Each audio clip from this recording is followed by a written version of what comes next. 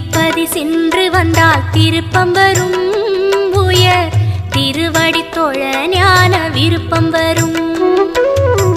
திருப்பதி சென்று வந்தால் திருப்பம் வரும், உயர் திருவடி தொழ ஞான விருப்பம்